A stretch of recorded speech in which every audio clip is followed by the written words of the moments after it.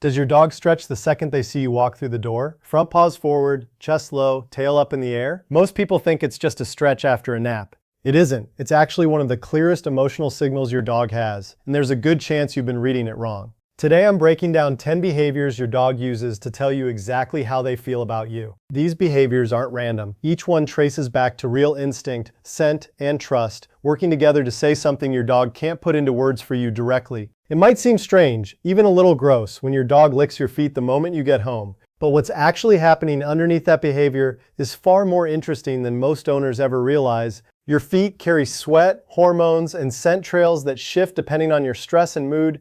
Dogs use a specialized organ to taste and smell those chemical signals almost instantly, reading you like an open book. If your dog is licking more than usual, there's a good chance they've picked up on real tension in you, and they're comforting you the only way they truly know how, through touch and closeness. You'll often see this in real homes. A dog camped right outside a bathroom door, ears perked, patiently waiting for that door to open again, no matter how long it takes. A closed door doesn't register as privacy to your dog. It registers as separation from someone they consider part of their protected circle, so they station themselves nearby, quietly standing guard until you return. In social groups, members rarely fully isolate during vulnerable moments, since exposure has historically carried risk. Your dog is simply applying that same ancient instinct at your own bathroom door without even realizing it. You've probably felt this one before.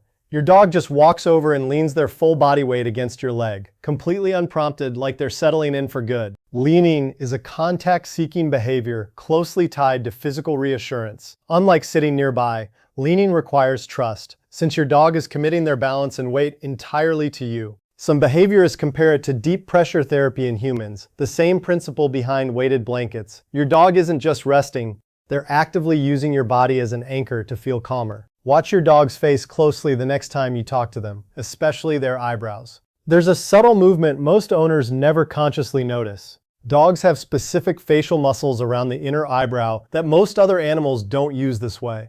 Researchers believe these muscles evolved specifically because they make dogs more expressive to humans. Raising the inner eyebrow widens the eye and creates what's often called puppy dog eyes, and studies show this expression genuinely increases how much attention and affection people give in response.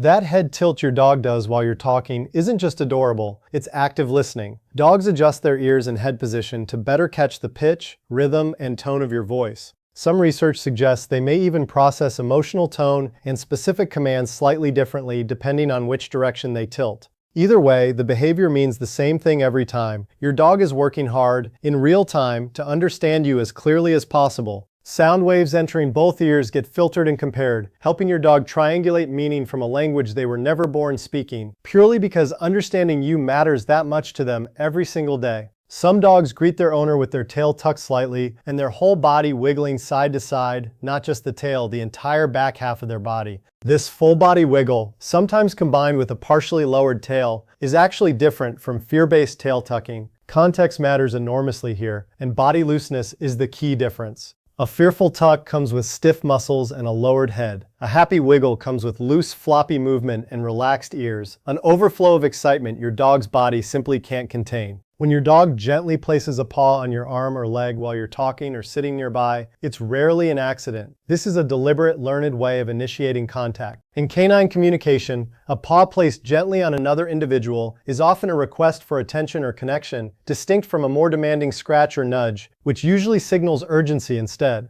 Owners often describe this exact gesture as their dog checking in, a small physical way of saying I'm here and I want you to notice me for just a moment. Dogs who trail behind you constantly, from the kitchen to the bedroom to the garage, aren't necessarily anxious or clingy. In many cases, this reflects a strong, healthy attachment bond. This behavior, sometimes called Velcro dog syndrome informally, is closely related to proximity seeking seen in securely attached relationships, both in dogs and, interestingly, in young children with caregivers. It only becomes a concern if it's paired with visible distress the moment you're out of sight, which is worth mentioning to your vet if you notice that specific combination. Some dogs greet people by gently taking a hand or wrist into their mouth without applying any real pressure at all. This can look alarming if you don't know what it is. But in most well-socialized dogs, this is called bite inhibition in action, a learned behavior where a dog demonstrates enormous self-control while still engaging physically.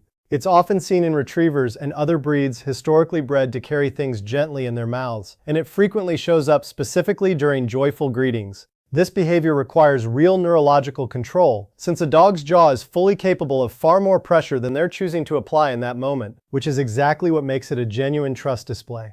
Watch a dog's body language after a long day apart. The moment their owner walks back in, you can see the tension leave their shoulders. A sigh while lying relaxed beside you usually reflects contentment, a full release of tension. A sigh with alert ears can instead signal mild frustration. The most meaningful sigh often comes right after a reunion, marking a genuine drop in stress hormones, your dog's whole body quite literally exhaling relief. Back to where we started, the welcome stretch. This pose is closely related to a play bow, used across dog behavior to invite friendly interaction. When your dog does this specifically the moment they see you, it's their version of a social invitation, paired with real excitement, and it deserves a genuine response.